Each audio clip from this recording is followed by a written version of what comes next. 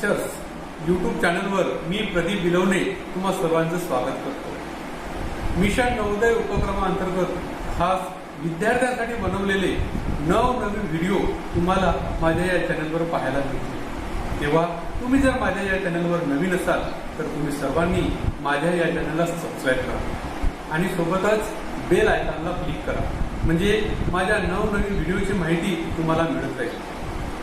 चला तर मग आता आपण अधिक वेळ न घालवता आपण आपल्या व्हिडिओला सुरुवात करूया। चला तर। विषय गणित, घटक क्रमांक 15, परिमिती, क्षेत्रफळ आणि घनफळ, महत्त्वाचे मुद्दे व नमुना प्रश्न। परिमिती, क्षेत्रफळ आणि घनफळ या घटकावरील महत्त्वाचे मुद्दे। सर्वात पहिला मुद्दा आहे बघा विद्यार्थ्यांनो, परिमिती, क्षेत्रफळ आणि घनफळ या संबंधीची सूत्रे। या ठिकाणी आपल्याला परिमिती काढण्याचं, क्षेत्रफळ काढण्याचं आणि घनफळ काढण्याचं काही सूत्र दिलेले आहेत।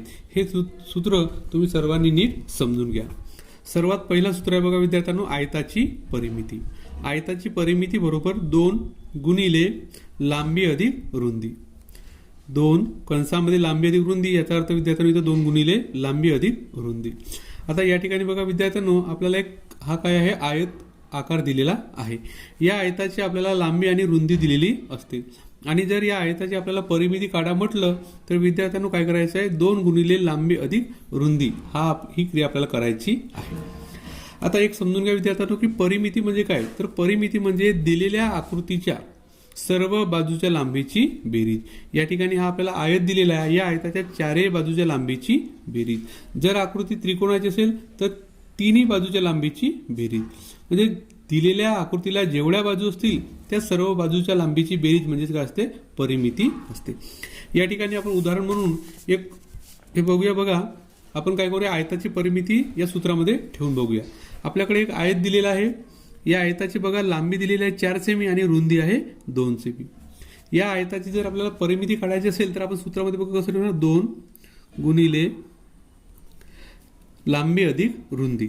लांबी किती आहे बघा विद्यार्थ्यांनो, 4 अधिक रुंदी किती आहे विद्यार्थ्यांनो, 2 बरोबर। बघा हे कंसामध्ये दिलेल्या विद्यार्थ्यांनो, याचा अर्थ काय की आपल्याला पहिल्यांदा याची बेरीज करायची आहे। हे कंसामध्ये घेतले आहे, याचा अर्थ याची पहिल्यांदा बेरीज करायची आहे। मग काय होत बघा, 4 अधिक 2 6, म्हणजे 2 गुणिले 6 बरोबर 12 सेमी। या आयताची परिमिती होणार आहे विद्यार्थ्यांनो 12 सेमी। एक लक्षात घ्या विद्यार्थ्यांनो की या ठिकाणी हा जो एकक आहे हा एकक सेमी असल्यामुळे याची परिमिती काढल्यानंतर याच्यानंतर जो आपण एकक देऊ हा सुद्धा सेमीचा असायला पाहिजे। हे याकरता लक्षात ठेवा की कधी कधी पर्यायामध्ये बघा विद्यार्थ्यांनो 12 सेमी पण असेल, 12 मीटर पण असेल, 12 मिमी पण असेल आणि 12 किमी पण राहू शकतो। मग त्यापैकी नेमका 12 कोणता घ्यायचा हे समजण्याकरता आपण हा करणार बघा, याचा जो एकक दिला असतो तोच आपल्या परिमितीचे जे उत्तर येणार आहे त्याचा एकक सुद्धा तोच असायला पाहिजे। आता बघा विद्यार्थ्यांनो, या सूत्रामध्ये ठेवल्यानंतर 2 गुणिले लांबी अधिक रुंदी, कंसामध्ये लांबी अधिक रुंदी, या सूत्रामध्ये ठेवलं तर उत्तर आलंय 12। आणि आता मी तुम्हाला काय म्हटलं आहे, आयताची परिमिती किंवा कोणत्याही आकृतीची परिमिती म्हणजे काय, त्याच्या चारही बाजूच्या लांबीची बेरीज। आता बघा विद्यार्थ्यांनो, हे आयत आहे, याची ही बाजू जर 4 सेंटीमीटर असेल तर ही बाजू सुद्धा किती आहे, 4 सेंटीमीटर आहे। या आयताची रुंदी जर 2 सेंटीमीटर आहे, म्हणजे ही बाजू जर 2 सेंटीमीटर असेल तर ही बाजू सुद्धा 2 सेंटीमीटर आहे, 2 सेमी आहे। आता या आयताची जर आपण या सूत्रामध्ये न ठेवता जर आपण परिमिती काढली बघा विद्यार्थ्यांनो, ही जी बाजू आहे 4 अधिक ही बाजू 2 अधिक ही बाजू 4 अधिक ही जी बाजू ही आहे 2, या चारही बाजूची आपण बेरीज करू शकतो। तर बघा 4 अधिक 2 6, 6 अधिक 4 10, 10 अधिक 2 12 सेंटीमीटर। म्हणजे उत्तर आपण या चारही बाजूच्या लांबीची बेरीज केली तरी उत्तर 12च येते। आणि आपण तेच जर या सूत्रामध्ये ठेवलं 2 कंसामध्ये लांबी अधिक रुंदी, तर उत्तर आपल्याला तेच मिळत असते। तर अशा प्रकारे आपण आयताची परिमिती काढू शकतो। दुसरा सूत्र आहे बघा, चौरसाची परिमिती बरोबर 4 गुणिले बाजू। आपल्याला जो एक चौरस दिला असतो विद्यार्थ्यांनो, आता चौरस आकार आपण कशाला म्हणतो की ज्याच्या चारही बाजू समान लांबीच्या असतात। तर अशा वेळेस चौरसाची परिमिती काढण्याकरता आपल्याला चौरसाची एक बाजू दिलेली असते आणि त्या एक बाजूच्या माहितीच्या आधारे आपण त्या चौरसाची परिमिती काढू शकतो. समजण्याकरता बघा विद्यार्थ्यांनो, या ठिकाणी हा एक चौरस घेऊया आपण, ज्याची एक बाजू दिलेली आहे 5 सेंटीमीटर. या चौरसाची जर आपल्याला परिमिती काढायची असेल तर सूत्र आहे बघा, चौरसाची परिमिती बरोबर 4 गुणिले बाजू. मग आपण या सूत्रात ठेवूया बघा किंमत 4 गुणिले हे किती आहे बघा, एक बाजू 5 सेंटीमीटर, 5 बरोबर 4 पंचे 20 सेमी. म्हणजे आपल्या उदाहरणातील या चौरसाची परिमिती आहे 20 सेंटीमीटर, 20 सेमी. आता हे झालं सूत्रामध्ये बघा विद्यार्थ्यांनो. आणि आपण जर असं जर मोजलं बघा, ही जर 5 असेल तर ही सुद्धा 5 आहे, ही सुद्धा 5 सेंटीमीटर आहे, ही सुद्धा 5 सेंटीमीटर आहे. मग या चारही बाजूच्या लांबीची बेरीज किती होईल बघा, 5 सेंटीमीटर, 10 5 10 10 5 15 15 5 20 सेंटीमीटर. म्हणजे आपण सूत्रामध्ये जर ठेवलं तर ते काढायला सोपं जाते आणि आपण असं जर चारही बाजू मोजले तर ते आपल्याला थोडासा वेळ लागू शकतो. तर अशा प्रकारे हे झालं आयताची परिमिती काढण्याचं सूत्र आणि हे झालं चौरसाची परिमिती काढण्याचं सूत्र.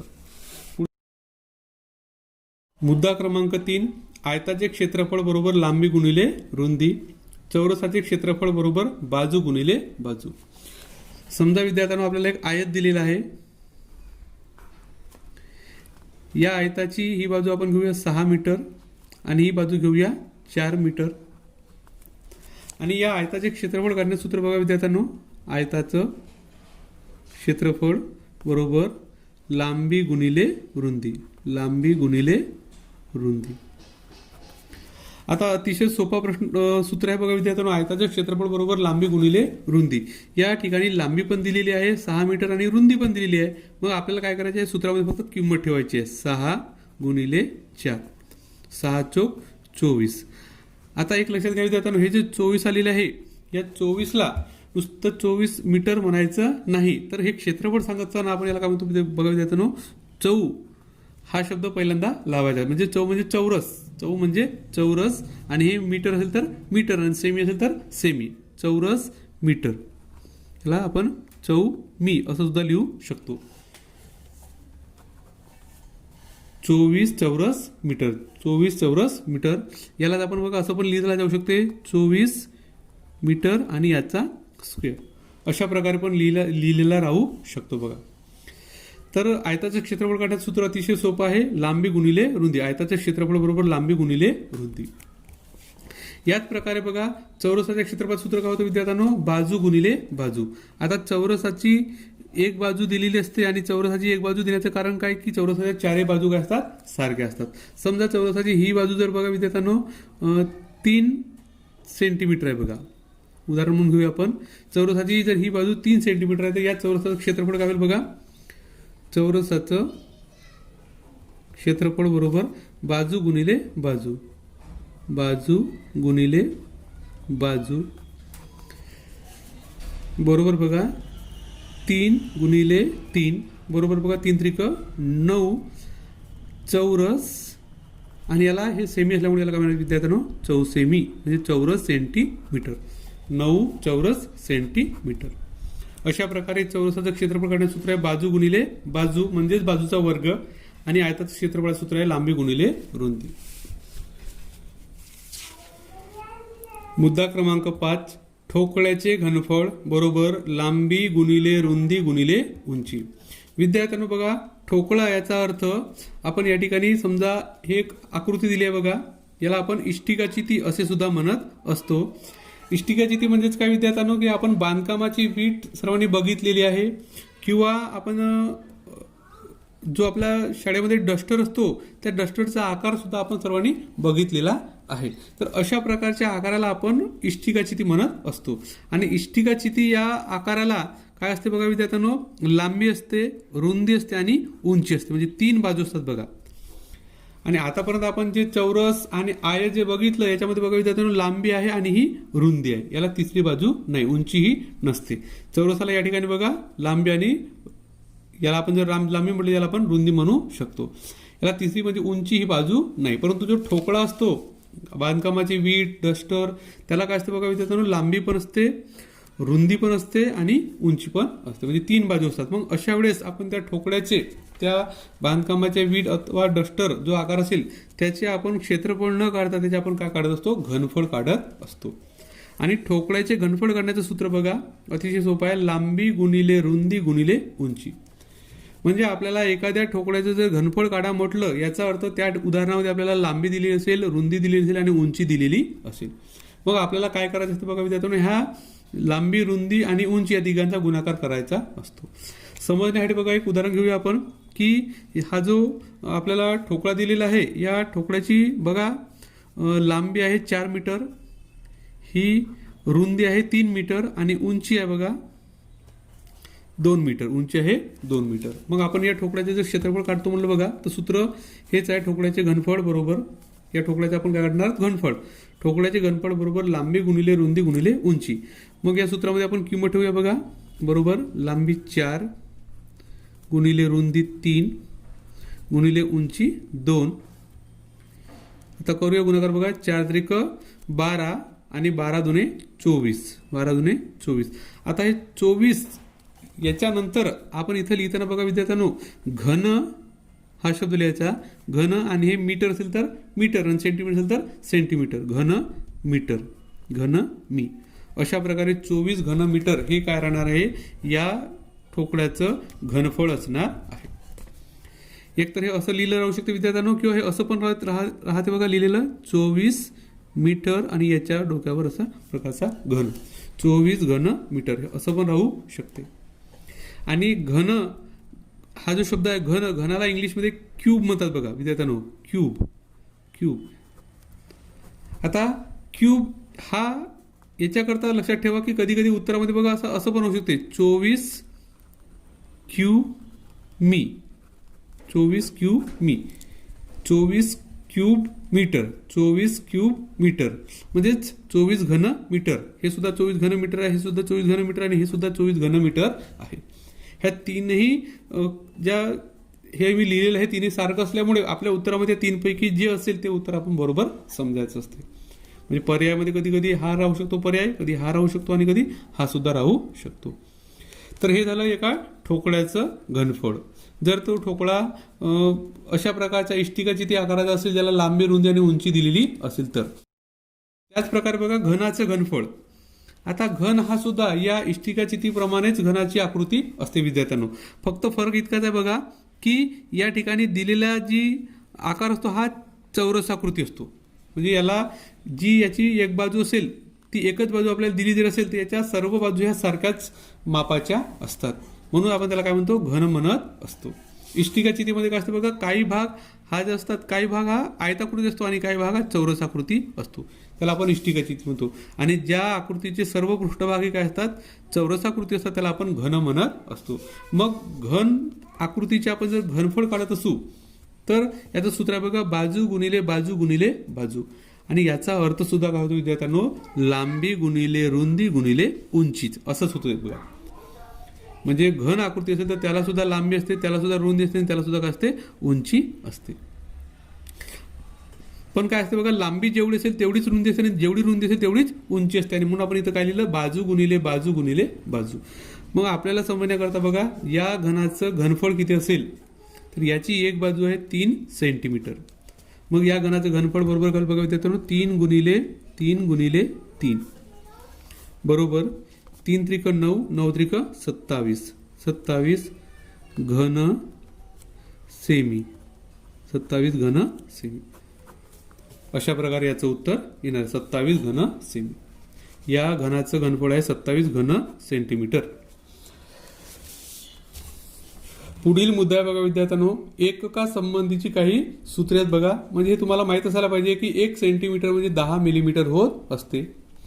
त्याच प्रकारे 1 मीटर म्हणजे 100 सेंटीमीटर, 100 सेंटीमीटरचा 1 मीटर होत असतो. मग 1 चौरस सेंटीमीटर, 1 चौरस सेंटीमीटर बरोबर 100 चौरस मिलीमीटर. आता 1 चौरस सेंटीमीटर म्हणजे बघा विद्यार्थ्यांनो, 1 चौसेमी. हे कसं काढलं आपण, 1 चौसेमी म्हणजे 100 चौरस मिलीमीटर. हे कसं काढलं बघा विद्यार्थ्यांनो, 1 सेंटीमीटर 1 सेमी बरोबर 10 मिलीमीटर होत असतं बघा, 10 मिलीमीटर 10 मिमी. ठीक आहे. मग काय करूया बघा, याचा चौरस एक चौसे मी म्हटलं, या 1 सेंटीमीटरचा चौरस सेंटीमीटर म्हणजे आपण याला कसं लिहितो विद्यार्थ्यांनो, 1चा वर्ग असं लिहितो. मग 1चा वर्ग 1 असं न लिहिता याला आपण 10चा वर्ग धरूया बघा, 10चा वर्ग. आता 10चा वर्ग म्हणजे काय विद्यार्थ्यांनो, 10 गुणिले 10, आणि 10 गुणिले 10 म्हणजेच 10 10 100 मिलीमीटर. आणि म्हणून 1 चौरस सेंटीमीटर म्हणजे 100 मिलीमीटर. 100 चौरस मिलीमीटर, मिलीमीटर. नंतर 1 लिटर म्हणजे 1000 सेंटीमीटरचा घन, म्हणजे 1000 घन सेंटीमीटर. 1 मीटर म्हणजे 1000 घन सेंटीमीटर. 1 चौरस मीटर म्हणजे 10,000 चौरस सेंटीमीटर. 1 घन सेंटीमीटर म्हणजे 1000 घन मिलीमीटर.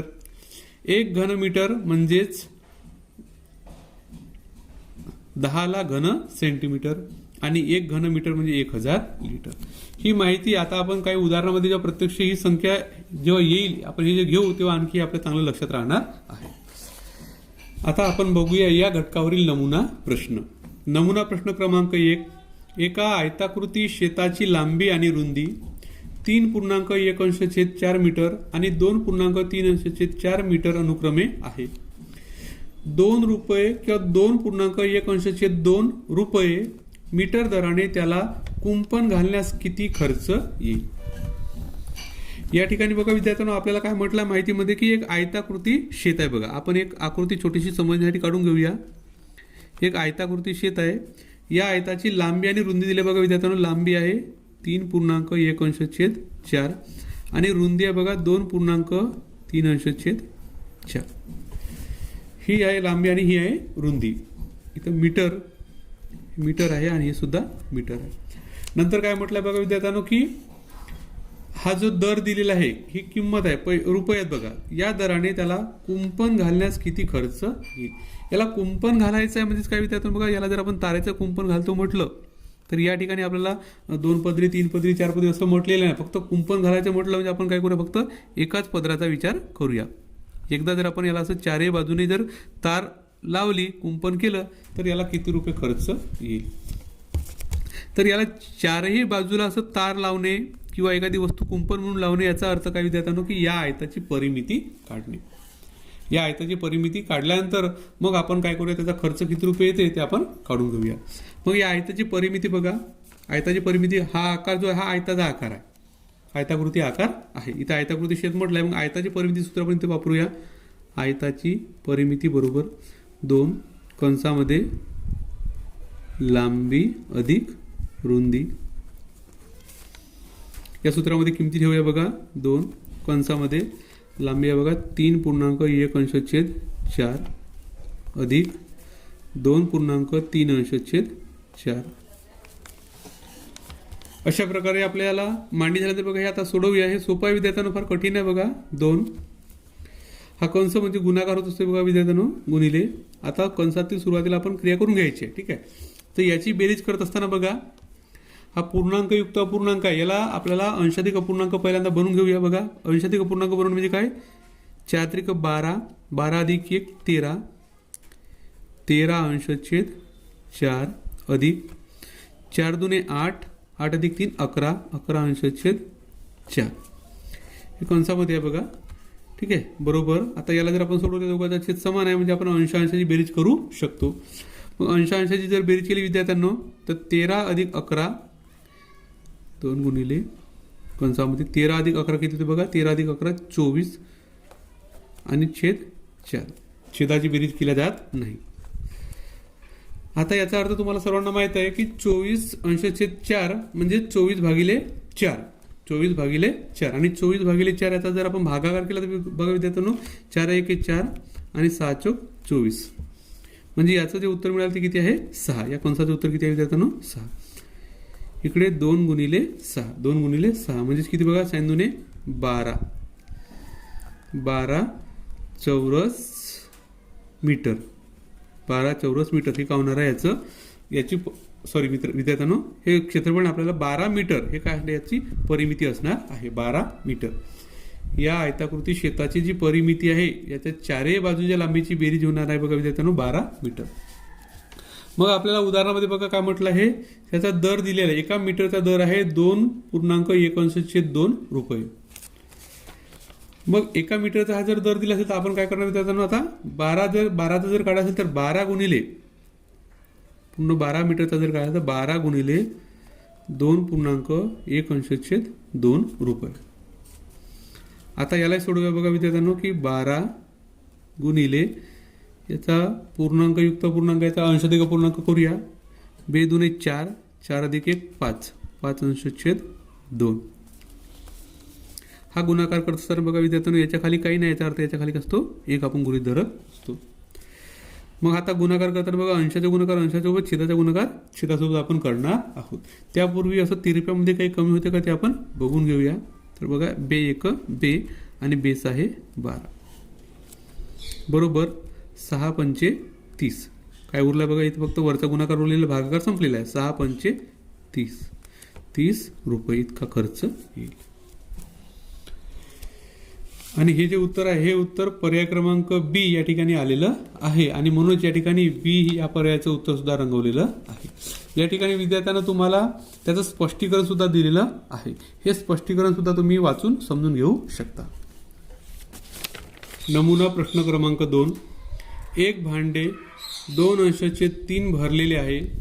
जर भांडे पूर्ण भरण्याकरिता आणखी 50 लिटरची आवश्यकता असेल तर त्या भांड्याची क्षमता किती. विद्यार्थ्यांनो या ठिकाणी बघा काय म्हटलं, एक भांडा आहे. एक समजा आपण भांडा घेऊया समजण्यासाठी आपल्याला. हा भांडा बघा 2/3 भरलेला आहे. याचा अर्थ काय होतो बघा विद्यार्थ्यांनो की भांड्याचे समान किती भाग केले, 3 भाग केले बघा. 1 2 आणि 3 असे 3 समान भाग केलेले आहेत. हा छेदस्थानी असलेला 3 हा अंक काय दर्शवतो विद्यार्थ्यांनो की एखाद्या आकृतीचे किती समान भाग केले, 3 समान भाग केले. आणि अंश हा काय दर्शवतो विद्यार्थ्यांनो की या 3 समान भागापैकी किती भाग गृहीत धरले आपण, 2. इथं भांडे किती भरलेले आहे म्हटलं म्हणजे याचा अर्थ काय विद्यार्थ्यांनो या की 3 भागापैकी 2 भाग भरलेले आहेत. एक भांडे 2/3 भरलेले आहे म्हणजे 3 भागापैकी 2 भाग भरलेले आहे. जर ते भांडे पूर्ण भरण्याकरता आणखी 50 लिटरची आवश्यकता असेल. आता हा भांडा जर पूर्ण भरायचा आहे तर याला आणखी 50 लिटर पाण्याची आवश्यकता आहे. तर या भांड्याची क्षमता किती आहे, पूर्ण भांड्यामध्ये एकूण किती लिटर पाणी मावते हे आपण काढायचं आहे बघा. तर बघा फार सोपं आहे. हे भांडे 2/3 भरलेलं आहे. याचा अर्थ हे भांडे 1/3 एवढं खाली आहे. 3 पैकी 2 भाग भरलेले आहेत म्हणजे 3 पैकी 1 भाग खाली आहे. आणि हा 3 पैकी 1 भाग खाली आहे बघा. हा 1 भाग भरण्याकरता आपल्याला किती 50 लिटर पाण्याची आवश्यकता बघा विद्यार्थ्यांनो, 50 लिटर. हा 1 भाग भरण्याकरता 50 लिटर जर पाण्याची आवश्यकता असेल तर या माहितीच्या आधारे बघा तुम्ही हा जर 50 असेल तर हा दुसरा भाग सुद्धा किती आहे विद्यार्थ्यांनो, 50 लिटर. आणि हा तिसरा भाग सुद्धा किती आहे विद्यार्थ्यांनो, 50 लिटर. मग आता तुमच्या लक्षात आलं असेल की या भांड्याची क्षमता किती म्हणजे या भांड्यामध्ये किती पाणी मावते एकूण. मग तर हे 50 अधिक 50 अधिक हे 50 किती झालं, 150 लिटर. 150 लिटर म्हणजे या भांड्याची जी क्षमता आहे ती किती आहे विद्यार्थ्यांनो, 150 लिटर इतकी आहे.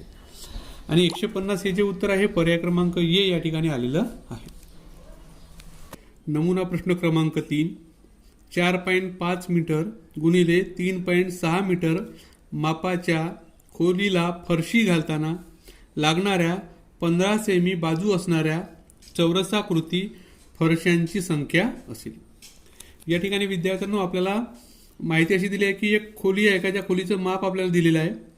4.5 मीटर ही समजा लांबी असेल तर 3.6 मीटर ही त्याची रुंदी घेऊया. या खोलीला जर आपल्याला फरशी लावायची आहे तर एका फरशीची बाजू आपल्याला दिली बघा. आणि ही चौरसाकृती आहे म्हटलं म्हणजे याचा अर्थ चौरस आकाराची आहे. त्याची एक बाजू आहे 15 सेंटीमीटर. तर अशा चौरसाकृती किती फरशा आपल्याला लागतील असा हा प्रश्न आहे. एक महत्त्वपूर्ण असा प्रश्न आहे विद्यार्थ्यांनो. अशा प्रकारचा प्रश्न आपल्याला नवोदय परीक्षेमध्ये नक्की विचारला जाऊ शकतो. आणि हा प्रश्न सोडवणे अतिशय सोपं असते बघा विद्यार्थ्यांनो.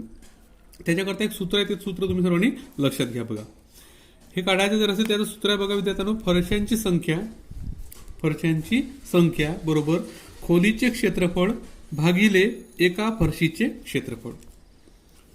फरशांची संख्या बरोबर खोलीचं क्षेत्रफळ भागिले एका फरशीचं क्षेत्रफळ, अशा प्रकारचे हे सूत्र आहे. आता बघा, आपण याच्यामध्ये किमती ठेवल्यानंतर हे फार सोपं होणार आहे. कसं बघा, तर एका खोलीचं क्षेत्रफळ, आता खोलीचं क्षेत्रफळ म्हणजे बघा, आता हे जे आपल्याला माप दिलेलं आहे हे नक्कीच आता आपल्याला लक्षात येईल की ही लांबी असेल, ही रुंदी असेल, म्हणजे आयताकृती आहे, म्हणजे आयताचं क्षेत्रफळ लांबी गुणिले रुंदी म्हणजे 4.5 मीटर गुणिले 3.6 मीटर आणि भागिले एका फरशीचं क्षेत्रफळ. फरशीचं क्षेत्रफळ म्हणजे आता ही चौरसाकृती असल्यामुळे काय होणार विद्यार्थ्यांनो, बाजू गुणिले बाजू म्हणजे 15 गुणिले 15 सेंटीमीटर. आता एक गोष्ट फक्त लक्षात घ्या विद्यार्थ्यांनो, की या ठिकाणी हा जो खालचा एकक आहे फरशी, याचं एकक आहे सेंटीमीटर, याचं एकक आहे सेंटीमीटर. म्हणून आपण काय करूया बघा विद्यार्थ्यांनो, हे वरचं जे आहे एकक, यांचं एकक सुद्धा आपण सेंटीमीटर करून घेऊया. मग म्हणजे काय बघा, तर 4.6 मीटरचं जर आपण सेंटीमीटर केले तर किती सेंटीमीटर होतात, 4 मीटरचे 400 आणि हे 60 सेंटीमीटर म्हणजे 4.5 आहे बघा विद्यार्थ्यांनो, 4.5 मीटरचे एकूण सेंटीमीटर होतील 450 सेंटीमीटर, 450 सेंटीमीटर आणि 3.6 मीटरचे सेंटीमीटर होतात 360 सेंटीमीटर, 360 सेंटीमीटर. मग आता बघा, याऐवजी 4.5 मीटर, 3.6 मीटर अशी संख्या ऐवजी आपण 450 सेंटीमीटर आणि 360 सेंटीमीटर ही संख्या घेऊया. म्हणजे काय बघा, तर त्या खोलीचं क्षेत्रफळ म्हणजेच 450 गुणिले 360 भागिले एका फरशीचं क्षेत्रफळ म्हणजे 15 गुणिले 15. अशा प्रकारे किमती ठेवल्यानंतर आता हे सोडवणे आपल्याला थोडंसं सोपं झालं बघा. आता आपण हा मोठा गुणाकार करून नंतर पुन्हा हा गुणाकार भागाकारात घेण्यापेक्षा आपण विद्यार्थ्यांना याला थोडंसं कमी करण्याचा प्रयत्न करूया. आता कमी कसं करूया बघू विद्यार्थ्यांनो, की 15 या संख्येने 15ला भाग जातो आणि 15 या संख्येने 360ला सुद्धा भाग जातो. हे कसं बघा, तर 15 एके 15, 15 दुने 30, इथं 6 उरतील विद्यार्थ्यांनो, 6 वर 0 म्हणजे 60, तर 15 चौक 60 म्हणजे 15 एके 15 आणि 24 गुणिले 15 जर केलं तर 360 होतात. त्यानंतर बघा, याला सुद्धा 15ने भाग जातो, 15 एके 15, 15 त्रिक 45 आणि 15 शून्य 0 म्हणजे 30चा भाग जातो. आता काय उरला बघा विद्यार्थ्यांनो, या ठिकाणी भागाकार संपला, फक्त गुणाकार बाकी आहे. 30 गुणिले 24, 30 गुणिले 24 एवढा गुणाकार बाकी आहे. आणि हा गुणाकार सुद्धा सोपा आहे बघा, 24 त्रिक 72 आणि त्याच्यावर एक 0, 720 म्हणजेच त्या ठिकाणी त्या खोलीला एकूण किती फरशा लागतील, 720 फरशा लागतील. 720 फरशा हे जे उत्तर आहे 720 हे पर्याय क्रमांक ए या ठिकाणी आलेलं आहे. आणि हे या ठिकाणी बघा पर्यायाचं वर्तुळ सुद्धा रंगवलेलं आहे. याचं स्पष्टीकरण या ठिकाणी दिलेलं आहे. हा सूत्र सर्वांनी लक्षात ठेवा. फरशांची संख्या बरोबर खोलीचे क्षेत्रफळ भागिले एका फरशीचं क्षेत्रफळ. नमुना प्रश्न क्रमांक 4. एका इष्टिका चितीची उंची 2 मीटर आहे. तिची लांबी आणि रुंदी उंचीच्या अनुक्रमे 2 पट आणि 3 पट आहे. तर त्या इष्टिका चितीचे घनफळ आहे. इष्टिका चितीचे घनफळ काढण्याचं सूत्र आपण मगाशी समजून घेतलेलं आहे बघा विद्यार्थ्यांनो. इष्टिका चितीचे घनफळ बरोबर लांबी गुणिले रुंदी गुणिले उंची. मग आपल्याला या ठिकाणी इष्टिका चितीचे घनफळ जर काढा म्हटलं आहे याचा अर्थ आपल्या उदाहरणामध्ये लांबी, रुंदी आणि उंची ह्या 3 गोष्टी दिलेल्या असायला पाहिजे. मग आपण उदाहरणाला त्या किमती शोधून घेऊया बघा विद्यार्थ्यांनो. उंची आहे बघा इथं 2 मीटर, रुंदी आणि लांबी तर बघा काय म्हटलं आहे, तिची लांबी आणि रुंदी उंचीच्या अनुक्रमे 2 पट आणि 3 पट आहे. लांबी ही 2 पट आहे, उंचीच्या 2 पट, उंचीच्या 2 पट म्हणजे उंचीच्या दुप्पट. याचा दुप्पट किती होईल विद्यार्थ्यांनो, 2 दुने 4. लांबी आहे 4 मीटर आणि उंची याची रुंदी आहे उंचीच्या 3 पट, याच्या तिप्पट म्हणजे 2 त्रिक 6 ही झाली रुंदी. या तिघाचा गुणाकार. मग आता बघा 6 चौक 24 आणि 24 दुने 48, 24 दुने 48 घन मीटर, 48 घन मीटर. आता 48 घनमीटर हे उत्तर आपल्याला पर्यायामध्ये कुठं दिसत आहे बघा विद्यार्थ्यांनो, तर पर्याय क्रमांक डी. या ठिकाणी बघा विद्यार्थ्यांनो, हा क्यू मी तुम्हाला मगाशी नमुना महत्वाच्या मुद्द्यामध्ये पण सांगितलं बघा विद्यार्थ्यांनो, की घनाला इंग्लिशमध्ये आपण क्यूब म्हणतो, क्यूब. आणि म्हणून याला घन मीटर किंवा क्यूब मीटर असं सुद्धा म्हणू शकतो, क्यूब मीटर. म्हणजे आपल्या पर्यायामध्ये नेमकं हे असं दिलं राहू शकते, घनमीटर 48 घनमीटर, 48 क्यूब मीटर, 48 क्यूब मीटर असे राहू शकते, किंवा असं सुद्धा राहू शकतं बघा विद्यार्थ्यांनो, 48 मीटर आणि याच्या डोक्यावर अशा प्रकारचा घन. म्हणजे हे सुद्धा आहे 48 घन मीटर आहे. आणि हे उत्तर पर्याय क्रमांक डी या ठिकाणी आलेलं आहे. नमुना प्रश्न क्रमांक 5. पुढील आकृतीमधील रेघा मारलेल्या भागाचे क्षेत्रफळ किती आहे? बघा विद्यार्थ्यांनो, या ठिकाणी आपल्याला एक आकृती दिलेली आहे आणि या पूर्ण आकृतीचं आपल्याला क्षेत्रफळ काढायचं नाही. फक्त हा जो भाग आहे ज्याला रेघा मारल्या आहेत तेवढ्या भागाचेच आपल्याला क्षेत्रफळ काढायचं आहे. तर याचं क्षेत्रफळ काढण्याची 2 पद्धती आहेत बघा विद्यार्थ्यांनो. आपण दोन्ही पद्धती समजून घेऊया. तर बघा, सुरुवात पहिली पद्धत अशी आहे की आपण काय करूया बघा विद्यार्थ्यांनो, की या ठिकाणी जर आपण याला असं पूर्ण एक भाग केला बघा, तर या एका भागाला आपण एक आयत म्हणू शकतो. नंतर हा एक भाग बघा, या पूर्ण एका भागाला सुद्धा आपण एक आयत म्हणूया. आणि आतमध्ये हा छोटा जो हा सुद्धा एक आयत आहे. मग आपण या 3 आयताचं जर क्षेत्रफळ काढलं तरी आणि तिघाची बेरीज जर केली तरी आपण या रेघा मारलेल्या भागाचं क्षेत्रफळ सांगू शकतो. तर बघा, मग आपण याला आयत क्रमांक 1 म्हणूया. आयत क्रमांक 1चं क्षेत्रफळ बघा, लांबी गुणिले रुंदी. तर बघा, याची लांबी किती आहे बघा विद्यार्थ्यांनो, हे समजण्याकरता हे जर इथपर्यंत 3 आहे आणि हे इथून 1 सेंटीमीटर, म्हणजे हे किती आहे बघा 4. लांबी आहे 4 आणि याची रुंदी आहे 1. लांबी गुणिले रुंदी म्हणजे 4 गुणिले 1, 4 गुणिले 1 बरोबर 4 चौरस सेंटीमीटर, 4 चौरस सेंटीमीटर. हे झालं आयत क्रमांक 1चं क्षेत्रफळ. आयत क्रमांक 2, आपण याला आयत क्रमांक 2 म्हणूया बघा विद्यार्थ्यांनो. याची ही याला आपण लांबी जर म्हटलं बघा, एवढाच भाग, ही किती आहे, हे पूर्ण खाली जर बघा पूर्ण 5 आहे. याचा हा एक इकडे गेला आणि एक हा इकडे गेला, तर उरलं किती विद्यार्थ्यांनो 3. म्हणजे 3 गुणिले 1, 3 गुणिले 1. आयत क्रमांक 2चे क्षेत्रफळ बघा 3 गुणिले 1. लांबी रुंदी म्हणजे 3 1 3, 3 चौरस सेंटीमीटर. आणि आयत क्रमांक 3, आयत क्रमांक 3चं क्षेत्रफळ बघा, आयत क्रमांक 3चं क्षेत्रफळ काढण्याकरता पुन्हा जे 1चं होतं तेच बघा, हे पूर्ण किती आहे 4 आणि हे आहे रुंदी आहे 1, म्हणजे 4 1 4, 4 गुणिले 1 बरोबर 4, 4 चौरस सेमी. आता तिघाची बेरीज बघा विद्यार्थ्यांनो, 4 अधिक 3 7, 7 आणि 4 11, 11 चौरस सेंटीमीटर. या ठिकाणी बघा विद्यार्थ्यांनो, हा जो एकक आहे चौरस सेंटीमीटर हा सुद्धा महत्वाचा आहे. तो याकरता बघा, कारण या ठिकाणी बघा 11 चौरस सेंटीमीटर आणि 11 घन सेंटीमीटर, 11 11 दोन्ही पर्याय दिलेले आहेत. आपल्यापैकी काही विद्यार्थी इथं घन घ्यावं की चौरस घ्यावं हे लक्षात त्यांच्या येणार नाही. तर एक कायम लक्षात द्या की क्षेत्रफळ म्हटलं की चौरस येतो आणि घनफळ म्हटलं तेव्हाच घन हा शब्द येत असतो. तर या ठिकाणी हा 11 चौरस सेंटीमीटर हा उत्तर बरोबर असणार आहे. आता ही झाली एक पद्धत.